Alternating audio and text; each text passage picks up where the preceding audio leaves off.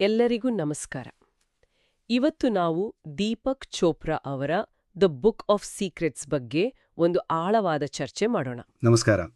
ಈ ಪುಸ್ತಕ ಒಂದು ಬಹಳ ದೊಡ್ಡ ಮಾತನ್ನು ಹೇಳುತ್ತೆ. ನಾವು ನೋಡೋ ಈ ಜಗತ್ತು, ಈ ವಾಸ್ತವ ಇದೆಯಲ್ಲ, ಅದು ನಮ್ಮಿಂದ ಹೊರಗಡೆ ಎಲ್ಲೋ ಇಲ್ಲ. ಅದು ನಮ್ಮ ಒಳಗೇ ಇದೆ, ನಮ್ಮ ಒಳಗಿನ ಪ್ರಪಂಚದ ಒಂದು ಪ್ರತಿಬಿಂಬ ಅಂತ. ಇದು ಕೇಳಕ್ ಸ್ವಲ್ಪ ವಿಚಿತ್ರ ಅಲ್ವಾ? ಹೌದು, ಇದೇ ಇಡೀ ಪುಸ್ತಕದ ಅಡಿಪಾಯ. ಚೋಪ್ರಾ ಹೇಳೋ ಪ್ರಕಾರ ನಾವು ಜೀವನದ ರಹಸ್ಯಗಳನ್ನು ಅರ್ಥ ಮಾಡ್ಕೋಬೇಕು ಅಂದ್ರೆ ಮೊದಲು ರಿಯಾಲಿಟಿ ಅಂದ್ರೆ ಏನು ಅಂತ ನಾವು ನಂಬಿದಿವೋ ಆ ನಂಬಿಕೆಯನ್ನೇ ಪ್ರಶ್ನಿಸಬೇಕು. ಎಕ್ಸಾಕ್ಟ್ಲಿ, ಆ ನಂಬಿಕೆಯನ್ನೇ ಅಲುಗಾಡಿಸಬೇಕು. ನಮ್ಮ ಕಣ್ಣು, ಕಿವಿ, ಇಂದ್ರಿಯಗಳು ಕೊಡೋ ಮಾಹಿತಿಯೇ ಫೈನಲ್ ಅಂತ ನಾವು ಅನ್ಕೊಂಡಿದ್ವಿ. ಆದ್ರೆ ಅದು ಕಥೆಯ ಒಂದು ಭಾಗ ಅಷ್ಟೇ. ಪುಸ್ತಕದ ಮೊದಲ ರಹಸ್ಯವೇ ಇದು, ಜಗತ್ತು ನಿಮ್ಮಲ್ಲಿದೆ ಅಂತ. ಅಂದ್ರೆ ಈಗ ನಾನು ಈ ಮೈಕ್ರೋಫೋನ್ ನೋಡ್ತಾ ಇದ್ದೀನಿ, ಇದರ ಬಣ್ಣ, ಆಕಾರ ಎಲ್ಲ ಕಾಣ್ತಾ ಇದೆ. ಆದ್ರೆ ಪುಸ್ತಕದ ಪ್ರಕಾರ ಈ ಮೈಕ್ರೋಫೋನಿಂದ ಬೆಳಕು ನನ್ನ ಕಣ್ಣಿಗೆ ಬಿದ್ದು ಅದು ಎಲೆಕ್ಟ್ರಿಕಲ್ ಸಿಗ್ನಲ್ ಆಗಿ, ಹೌದು, ಸಂಕೇತಗಳಾಗಿ ನನ್ನ ಮೆದುಳಲ್ಲಿ ಒಂದು ಚಿತ್ರ ಮೂಡಿಸ್ತಾ ಇದೆ. ಅಂದ್ರೆ ನನ್ನ ತಲೆ ಒಳಗೆ ನಿಜವಾದ ಮೈಕ್ರೋಫೋನ್ ಇಲ್ಲ. ಇಲ್ವೇ ಇಲ್ಲ, ಕೇವಲ ಸಿಗ್ನಲ್ಗಳು ಅಷ್ಟೇ. ಇದು ಕನಸಿನ ತರಹ. ಹೌದು, ಕನಸಲ್ಲಿ ನಾವು ಇಡೀ ಪ್ರಪಂಚ ಸೃಷ್ಟಿ ಮಾಡ್ತೀವಿ, ಅನುಭವಿಸ್ತೀವಿ. ಅದೆಲ್ಲ ನಮ್ಮ ಮನಸ್ಸಲ್ಲೇ ನಡೆಯೋದು. ನಿಜ.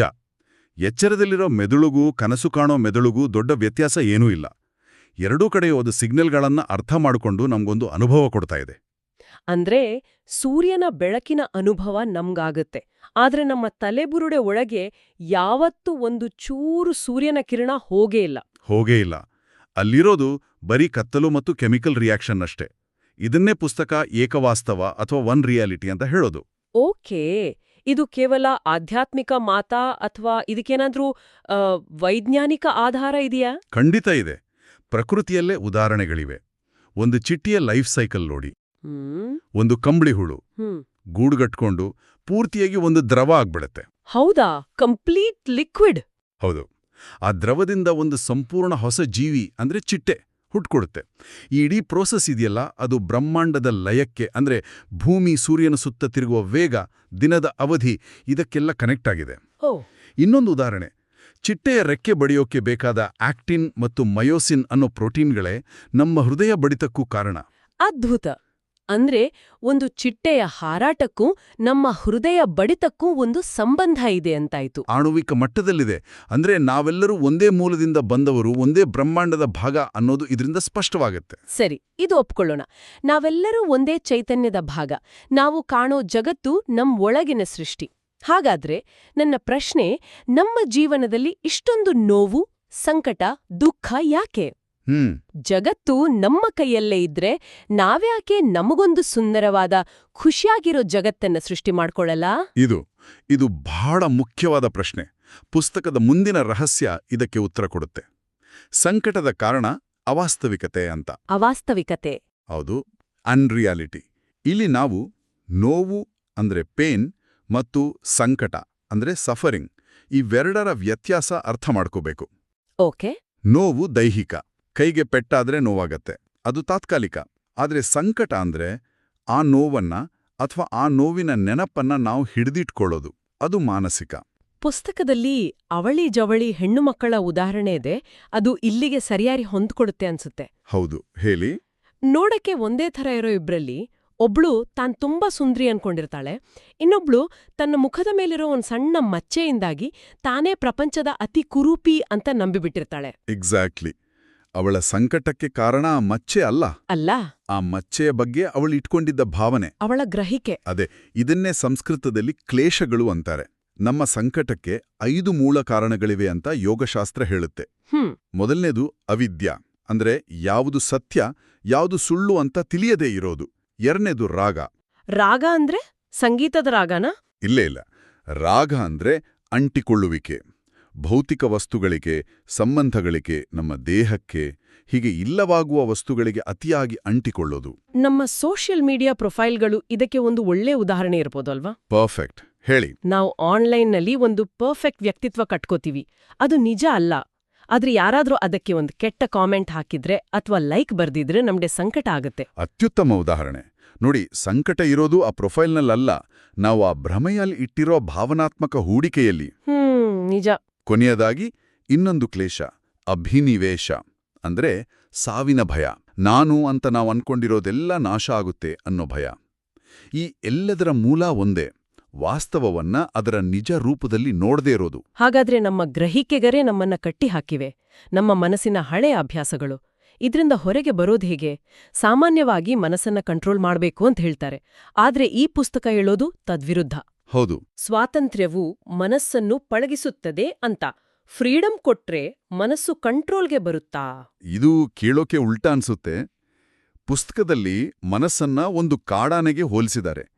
ನೀವದನ್ನ ಹಗ್ಗ ಹಾಕಿ ಕಟ್ಟೋಕ್ ಹೋದ್ರೆ ಏನಾಗುತ್ತೆ? ಇನ್ನಷ್ಟು ಜೋರಾಗಿ ಪ್ರತಿಭಟಿಸುತ್ತೆ. ಅದೇ ರೀತಿ ನಮ್ಮ ಮನಸ್ಸು ಕೂಡ.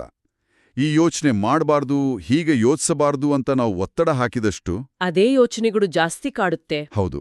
ಪುಸ್ತಕದಲ್ಲಿ ಸಂಸ್ಕಾರ ಅಂತ ಒಂದು ಪದ ಇದೆ. ಅಂದ್ರೆ ಮನಸ್ಸಿನಲ್ಲಿರೋ ಆಳವಾದ ದಾರಿಗಳು ಅಂತ. ಯಾರಾದ್ರೂ ನನ್ನನ್ನ ಟೀಕಿಸಿದ್ರೆ ತಕ್ಷಣ ಕೋಪವಾಡಿಕೊಳ್ಳೋದು ನನ್ನ ಅಭ್ಯಾಸ. ಇದೊಂದು ಸಂಸ್ಕಾರದ ದಾರಿಯಲ್ವಾ? ನಿಖರವಾಗಿ. ಅದು ಒಂದು ಹೊಳೆ, ನೆಲದಲ್ಲಿ ಕೊರೆದು ಮಾಡಿದ ದಾರಿಯ ಹಾಗೆ. ನೀರು ಯಾವಾಗ್ಲೂ ಅದೇ ದಾರಿಯಲ್ಲಿ ಸುಲಭವಾಗಿ ಹರಿಯುತ್ತೆ. ಹಾಗಾದ್ರೆ ಆ ದಾರಿಯಲ್ಲಿ ಹೋಗೋದನ್ನ ನಿಲ್ಲಿಸೋದು ಹೇಗೆ? ಅದಕ್ಕೆ ಆಯ್ಕೆಗಳಿಲ್ಲದ ಅರಿವು ಅಥವಾ ಚಾಯ್ಸ್ಲೆಸ್ ಅವೇರ್ನೆಸ್ ಅನ್ನೋ ಸ್ಥಿತಿಗೆ ಬರಬೇಕು.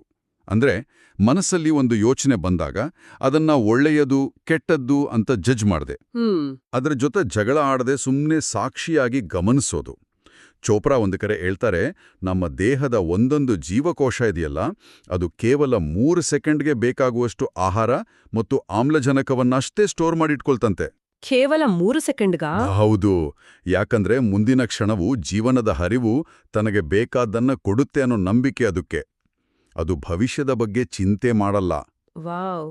ನಾವು ಕೂಡ ಆ ರೀತಿ ಜೀವನದ ಹರಿವನ್ನ ನಂಬೋಕ್ ಶುರು ಮಾಡಿದಾಗ ಮನಸ್ಸು ತನ್ನ ಚಟಪಟಿಕೆಯನ್ನ ತಾನಾಗೆ ಬಿಟ್ಕೊಡುತ್ತೆ. ಆದ್ರೆ ಜೀವನದ ಹರಿವನ್ನ ನಂಬೋದು, ಎಲ್ಲವನ್ನು ಒಪ್ಕೊಳ್ಳೋದು, ಇದು ಕೇಳೋಕೆ ಚೆನ್ನಾಗಿದೆ. ಆದ್ರೆ ಜಗತ್ತಲ್ಲಿರೋ ಕೆಟ್ಟದ್ದು, ಕ್ರೌರ್ಯ, ಹಿಂಸೆ ಇವನ್ನೆಲ್ಲ ಹೇಗೊಪ್ಕೊಳ್ಳೋದು? ಪುಸ್ತಕದ ಇನ್ನೊಂದು ಶಾಕಿಂಗ್ ರಹಸ್ಯ, ಕೆಡುಕು ನಿಮ್ಮ ಶತ್ರುವಲ್ಲ ಅಂತ. ಇದು ಜೀರ್ಣಿಸ್ಕೊಳ್ಳಕ್ಕೆ ಬಹಳ ಕಷ್ಟ. ಹೌದು, ಇದು ಬಹಳ ಸೂಕ್ಷ್ಮವಾದ ವಿಚಾರ. ಇದನ್ನ ಅರ್ಥ ಮಾಡ್ಕೊಳ್ಳಕ್ಕೆ 1971ರಲ್ಲಿ ನಡೆದ ಸ್ಟ್ಯಾನ್ಫರ್ಡ್ ಪ್ರಿಸನ್ ಎಕ್ಸ್ಪೆರಿಮೆಂಟ್ ಬಗ್ಗೆ ತಿಳ್ಕೋಬೇಕು. ಓಕೆ. ನಾನಿದ್ರ ಬಗ್ಗೆ ಕೇಳಿದ್ದೇನೆ. ಕೆಲವೇ ದಿನಗಳಲ್ಲಿ ಆ ಜೈಲರ್ಗಳ ಪಾತ್ರದಲ್ಲಿದ್ದ ಸಭ್ಯ ಹುಡುಗರು ಕೈದಿಗಳ ಮೇಲೆ ಅತ್ಯಂತ ಕ್ರೂರವಾಗಿ, ಹಿಂಸಾತ್ಮಕವಾಗಿ ನಡ್ಕೊಡೋಕೆ ಶುರು ಮಾಡಿದ್ರು.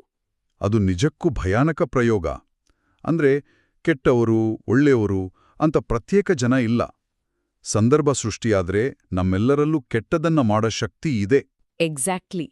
ಪುಸ್ತಕ ಇದನ್ನ ನೆರಳಿನ ಶಕ್ತಿ ಅಥವಾ ಶ್ಯಾಡೋ ಎನರ್ಜಿ ಅಂತ ಕರೆಯುತ್ತೆ.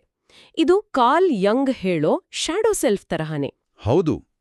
ನಾವು ನಾನು ಇಂಥವನ್ನಲ್ಲ ಅಂತ ನಮ್ಮ ಯಾವ ಗುಣಗಳನ್ನ ನಿರಾಕರಿಸ್ತೀವೋ ಅದೆಲ್ಲ ನಮ್ಮ ನೆರಳಿನ ಭಾಗ ಆಗತ್ತೆ. ಈ ಕೆಡುಕು ಅನ್ನೋದು ಹೊರಗಿನ ಶಕ್ತಿಯಲ್ಲ, ಅದು ನಮ್ಮೊಳಗಿನ ಈ ಅರಿವಿಲ್ಲದ ಶಕ್ತಿ. ಹಾಗಾದ್ರೆ ಇದಕ್ ಪರಿಹಾರ ಏನು? ಕೆಡುಕನ್ನು ಶತ್ರುವಿನಂತೆ ನೋಡ್ಬೇಡಿ ಅಂದ್ರೆ ಸುಮ್ನೆದಿಡ್ಬೇಕಾ? ಇಲ್ಲ, ಅದರ ಅರ್ಥ ಅದಲ್ಲ. ಅದನ್ನ ಶತ್ರು ಅಂತ ಹೊರಗೆ ಹುಡ್ಕೋದು ಬಿಟ್ಟು ಅದು ನಮ್ಮದೇ ಒಂದು ಭಾಗ ಅಂತ ಮೊದಲು ಒಪ್ಕೋಬೇಕು. ಯಾವುದರ ಬಗ್ಗೆ ನಾವು ಅರಿವು ಮೂಡಿಸ್ಕೊಳ್ತೀವೋ ಅದರ ಮೇಲೆ ನಮ್ಗೆ ಹಿಡಿತ ಸಿಗುತ್ತೆ. ಯಾವುದನ್ನ ನಿರಾಕರಿಸ್ತೀವೋ ಅದು ನಮ್ಮನ್ನ ಕಂಟ್ರೋಲ್ ಮಾಡುತ್ತೆ. ಹಾಗಾಗಿ ನಮ್ಮ ಒಳಗಿನ ಕ್ರೌರ್ಯದ, ದ್ವೇಷದ ಸಾಧ್ಯತೆಯ ಮೇಲೆ ಪ್ರಜ್ಞೆಯ ಬೆಳಕನ್ನ ಚೆಲ್ಲಬೇಕು. ಹೌದು, ನನ್ನಲ್ಲೂ ಈ ಶಕ್ತಿ ಇದೆ ಅಂತ ಒಪ್ಕೊಂಡಾಗ ಅದರ ಪವರ್ ಕಮ್ಮಿಯಾಗುತ್ತೆ. ಇದು ನಿಜಕ್ಕೂ ಒಂದು ದೊಡ್ಡ ಸವಾಲು, ನಮ್ಮ ಒಳಗಿನ ನೆರಳನ್ನ ಒಪ್ಕೊಳ್ಳೋದು. ಆದ್ರೆ ಅಂತಿಮ ನೆರಳು, ಎಲ್ಲಕ್ಕಿಂತ ದೊಡ್ಡ ಭಯ ಅಂದ್ರೆ ಸಾವು. ಅದರ ಬಗ್ಗೆ ಏನು? ಪುಸ್ತಕ ಹೇಳುತ್ತೆ, ಸಾವು ಜೀವನವನ್ನು ಸಾಧ್ಯವಾಗಿಸುತ್ತೆ ಅಂತ. ಇದರ ಅರ್ಥ ಏನು? ಇದರ ಅರ್ಥ ಸಾವು ಜೀವನದ ಅಂತ್ಯ ಅಲ್ಲ, ಅದು ಜೀವನದ ಒಂದು ನಿರಂತರ ಪ್ರಕ್ರಿಯೆ. ಹೇಗೆ? ಉದಾಹರಣೆಗೆ 10 ವರ್ಷದವರಿಂದಾಗೆ ಇದ್ದ ನೀವು ಈಗ ಇದ್ದೀಯಾ? ಇಲ್ಲ, ಆ ವ್ಯಕ್ತಿ ಬೇರೇನೆ. ಅದೇ, ಆ ವ್ಯಕ್ತಿ, ಆ ಆಲೋಚನೆಗಳು ಸತ್ತು ಇವತ್ತಿನ ನಿಮಗೆ ಜಾಗ ಮಾಡಿಕೊಟ್ಟಿವೆ. ಪ್ರತಿಕ್ಷಣ ನಮ್ಮ ದೇಹದಲ್ಲಿ ಲಕ್ಷಾಂತರ ಜೀವಕೋಶಗಳು ಸಾಯ್ತಾ ಇವೆ, ಹೊಸದಾಗಿ ಹುಟ್ಟುತ್ತಾ ಇವೆ. ಸಾವು ಅನ್ನೋದು ಒಂದೇ ಸಲ ಬರುವ ಘಟನೆಯಲ್ಲ, ಅದು ಪ್ರತಿಕ್ಷಣವೂ ನಡೆಯೋ ಪರಿವರ್ತನೆ. ಇದು ಬೌದ್ಧಿಕವಾಗಿ ಅರ್ಥ ಆಗತ್ತೆ. ಆದ್ರೆ ನಮ್ಮ ಪ್ರಜ್ಞೆ, ನಮ್ಮ ಅಸ್ತಿತ್ವವೇ ಇಲ್ಲವಾಗುತ್ತೆ ಅನ್ನೋ ಭಯ ಹೋಗೋದ್ ಹೇಗೆ? ಪುಸ್ತಕದಲ್ಲಿ ಆತ್ಮವನ್ನ ಆಕಾಶ ಅಥವಾ ಸೋಲ್ ಸ್ಪೇಸಿಗೆ ಹೋಲಿಸಿದ್ದಾರೆ. ಒಂದು ಮನೆಯನ್ನ ಕಲ್ಪಿಸ್ಕೊಳ್ಳಿ. ಆ ಮನೆಯ ಗೋಡೆ, ಛಾವಣಿ ಎಲ್ಲ ಬಿದ್ದೋದ್ರೂ ಮನೆಯೊಳಗಿದ್ದ ಆಕಾಶಕ್ಕೇನಾದ್ರೂ ಆಗುತ್ತಾ? ಇಲ್ಲ, ಆ ಸ್ಪೇಸ್ ಹಾಗೇ ಇರುತ್ತೆ. ಹೌದು, ಅದು ಹೊರಗಿನ ಆಕಾಶದ ಜೊತೆ ಒಂದಾಗುತ್ತೆ ಅಷ್ಟೇ. ಹಾಗೆಯೇ ದೇಹ ಅನ್ನೋ ಮನೆ ನಾಶ ಆದ್ರೂ ಆತ್ಮ ಅಥವಾ ಚೈತನ್ಯ ಅನ್ನೋ ಆಕಾಶಕ್ಕೆ ನಾಶ ಇಲ್ಲ. ಅದು ಎಲ್ಲೆಡೆ ಇರೋದ್ರಿಂದ ಅದು ಎಲ್ಲಿಗೂ ಹೋಗ್ಬೇಕಾಗಿಲ್ಲ. ಅಂದ್ರೆ ಟಿವಿಯಲ್ಲಿ ಚಾನೆಲ್ ಬದಲಾಯಿಸಿದ ಹಾಗೆ. ಪರ್ಫೆಕ್ಟ್. ಪ್ರಜ್ಞೆ ತನ್ನನ್ನು ತಾನು ಇನ್ನೊಂದು ರೂಪದಲ್ಲಿ ವ್ಯಕ್ತಪಡಿಸ್ಕೊಳ್ಳುತ್ತೆ ಅಷ್ಟೇ. ಈ ರೀತಿ ನೋಡಿದಾಗ ಸಾವಿನ ಭಯ ಒಂದು ಭ್ರಮೆಯಾಗಿ ಕಾಣೋಕೆ ಶುರುವಾಗುತ್ತೆ. ಹಾಗಾದ್ರೆ ಇವತ್ತಿನ ನಮ್ಮ ಚರ್ಚೆ ಒಂದು ಸಂಪೂರ್ಣ ವೃತ್ತವನ್ನ ಪೂರ್ಣಗೊಳಿಸಿದ ಹಾಗಾಯ್ತು. ಜಗತ್ತು ನಮ್ಮೊಳಗಿನ ಸೃಷ್ಟಿಯಂತ ಶುರು ಮಾಡಿ ನಮ್ಮ ಸಂಕಟ, ಸ್ವಾತಂತ್ರ್ಯ, ನಮ್ಮೊಳಗಿನ ಕೆಡುಕು ಮತ್ತು ಕೊನೆಗೆ ಸಾವಿನ ಬಗ್ಗೆ ನಮ್ಮ ಗ್ರಹಿಕೆಗಳನ್ನೇ ಬದಲಾಯಿಸೋವರೆಗೂ ಒಂದು ಆಳವಾದ ಪ್ರಯಾಣ ಮಾಡಿದ್ವಿ. ಹೌದು, ಎಲ್ಲಾ ರಹಸ್ಯಗಳ ಕೀಲಿಕ ಇರೋದು ನಮ್ಮ ಪ್ರಜ್ಞೆಯಲ್ಲೇ. ಅಂತಿಮವಾಗಿ ಎಲ್ಲವೂ ಬಂದು ನಿಲ್ಲೋದು ನಮ್ಮ ಅರಿವಿನ ಮೇಲೆ. ನಿಜ. ಕೇಳುಗರಿಗೆ ಒಂದು ಆಲೋಚನೆಯನ್ನ ಕೊಟ್ಟು ಹೋಗೋದಾದ್ರೆ, ಈ ಪುಸ್ತಕದಲ್ಲಿ ಒಂದು ಸಿಂಪಲ್ ಆದ್ರೆ ಬಹಳ ಪವರ್ಫುಲ್ ಆದ ವ್ಯಾಯಾಮ ಇದೆ. ಓಕೆ. ಇದನ್ನ ಎಲ್ರೂ ಮಾಡಿ ನೋಡ್ಬೋದು. ಈಗ ನಿಮ್ಮ ಸುತ್ತಮುತ್ತ ಇರೋ ವಸ್ತುಗಳನ್ನ ನೋಡಿ. ನಿಮ್ಮ ಟೇಬಲ್ ಮೇಲಿರೋ ಪೆನ್ನು, ಗೋಡೆಯ ಬಣ್ಣ, ನೀವು ಕೂತಿರೋ ಕುರ್ಚಿ, ಎಲ್ಲವನ್ನೂ ಗಮನಿಸಿ. ಮತ್ತು ನಿಧಾನವಾಗಿ ಮನಸ್ಸಲ್ಲಿ ಇದು ನನ್ನನ್ನು ಪ್ರತಿನಿಧಿಸುತ್ತದೆ ಅಂತ ಹೇಳ್ಕೊಳ್ಳಿ.